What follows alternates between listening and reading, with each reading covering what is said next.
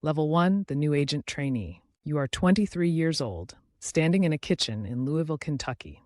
It's a Tuesday, and there's no dramatic music, just a single page of government letterhead that arrived in the mail.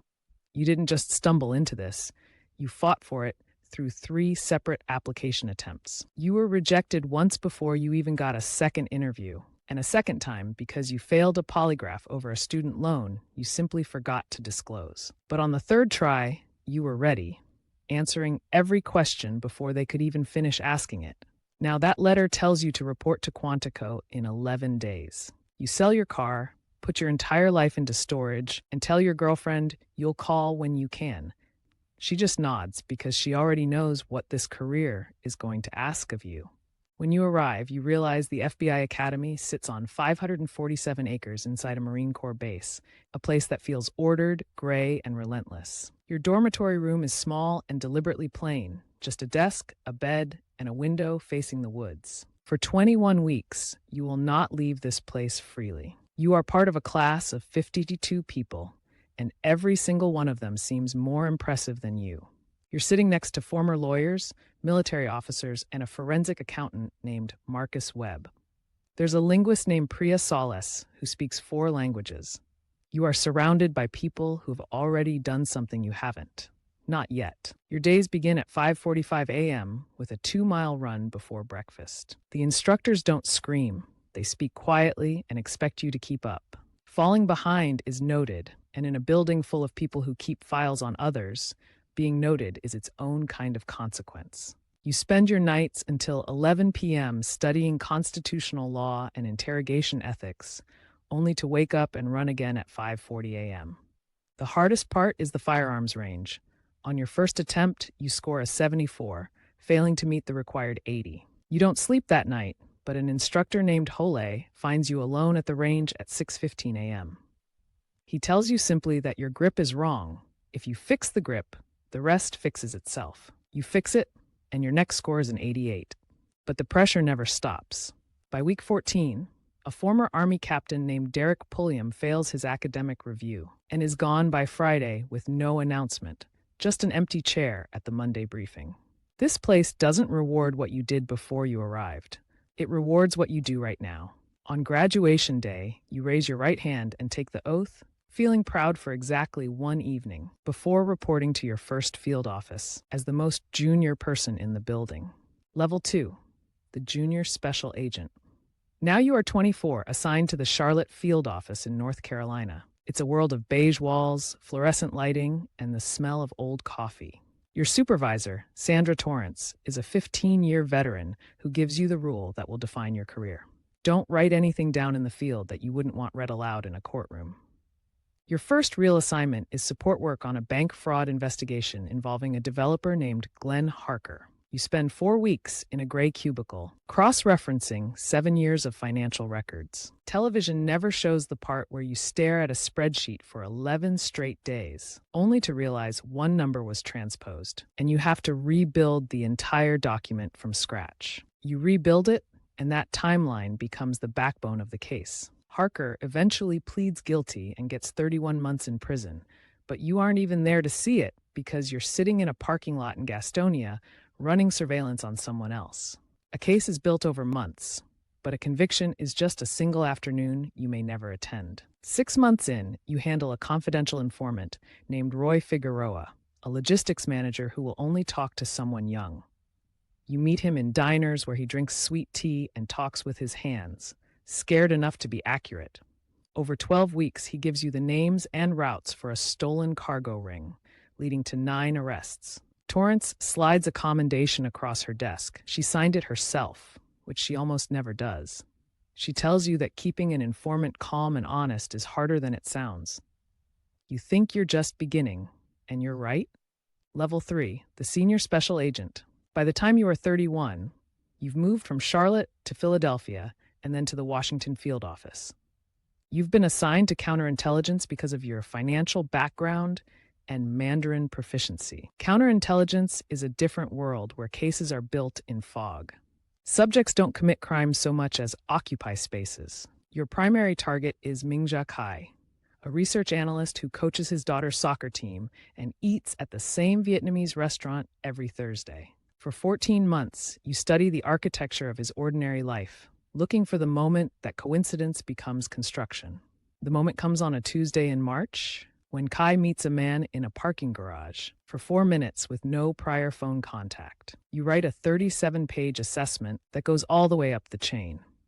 You attend meetings where people with higher clearances stop speaking when they reach a certain page in the briefing packet. You are trusted, but not completely. A veteran agent named Paul Redfern tells you that the difference between a good agent and a great one is that the great ones recognize what has been removed from a file. You sit with that for a long time, wondering what this career is going to cost you. Level 4, the supervisory special agent. At 36, you reach the next level after Redfern nominates you. The process includes a psychological evaluation and a structured interview where you are asked to describe a time you made the wrong call. You tell the truth about a surveillance gap in the Kai operation and own the mistake. Now you manage 11 agents in the Washington field office. You aren't on the street anymore. You're in briefings, finding gaps in other people's reasoning. Your best agent, Quessia Monroe, doesn't need explanations. She needs obstacles cleared and the bureaucracy kept from eating her alive. You learn the difference between managing and leading. You make the hard calls, like when you refuse to sign a wiretap application for an agent named Travis because it relied on a single uncorroborated source. He pushed back, but you made him find a second source.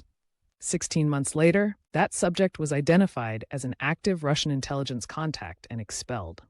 You realize the loneliness of decisions. When the call is wrong, it carries your name alone. You make peace with that by becoming precise. Level 5, the Assistant Special Agent in Charge. By 41, you are an Assistant Special Agent in Charge ASAC in New York, managing over 2,200 employees across multiple divisions. You are one floor above the work and one floor below the decisions that matter most.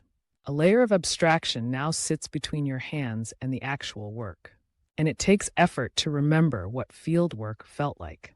You manage unit chiefs like Angela Fuentes, who is near burnout after an 11-week ransomware case. You use your professional debts to call in favors, getting travel authorizations signed overnight so your agents can get the help they need. You're learning that staying effective at this level is the work that never stops. Level 6, the Special Agent in Charge. At 46, you are the Special Agent in Charge of the Miami office. You oversee everything from narcotics to human trafficking across the Caribbean and Latin America. Your first major test is a decision of life and death. An undercover agent named Christine Salas is in danger. Do you expand the case to follow a national security lead risking her life, or narrow the scope? You consult the U.S. Attorney and expand, building a parallel document trail to protect her. It takes 10 months of uncertainty to find out you were right. You understand now that the Bureau is not a ladder you climb. It is a structure you serve. Level 7, the Deputy Assistant Director. By 51, you are back in the Hoover Building in D.C. as a Deputy Assistant Director, DA. You no longer manage cases. You shape national priorities and read the President's daily brief. You sit in rooms with the CIA and NSA, navigating different cultures. When you are pressured to use informal relationships to speed up a domestic terrorism authorization, you choose the harder formal path instead. It is 2 weeks slower, but you know that informal paths are the cracks that eventually break an institution. You choose the harder thing because you always have. Level 8, the assistant. At 54, you are one of only 12 assistant directors in the country. You testify before Congress and manage relationships with Interpol and MI5. You've learned that the thing that destroys careers at this level is the absence of a record showing you did things correctly. When a major investigation attracts congressional pressure, you ensure the institutional record is perfect and document everything in a personal memo. You are the institution now, and that is both the achievement and the weight of it. Level 9, the Deputy Director. At 57, you are the Deputy Director, the permanent professional who runs the daily operations for 35,000 employees. Your job is to protect the Bureau from political weather. When outside pressure tries to shift investigative priorities against professional judgment, you meet with the director and lay out the operational reasoning. You don't accuse, you let the professional argument stand. The job is to hold the line every time. You've always been protecting the idea that a government institution can serve the law rather than the powerful. Level 10, the conclusion. At 60, you retire on a Thursday because 37 years is what you agreed to give. Your ceremony is at headquarters, where agents you trained 20 years ago are now running their own squads. They give you a shadow box with your decommissioned weapon and a photograph of every office you served in: Charlotte, Philly, New York, Miami, DC. On your last day, you walk the building alone one last time. You think about the trainee who scored a 74, the informant in Charlotte, and the decisions that kept people safe. You walk out the front door onto Pennsylvania Avenue, and no one on the sidewalk knows who you are. You walk toward the metro with 37 years of service in your chest and a clear conscience, the only rank that can't be taken from you. If you found this deep dive into the levels of the Bureau insightful, make sure to like this video and subscribe to the channel so you never miss our daily perspectives on the careers that shape our world.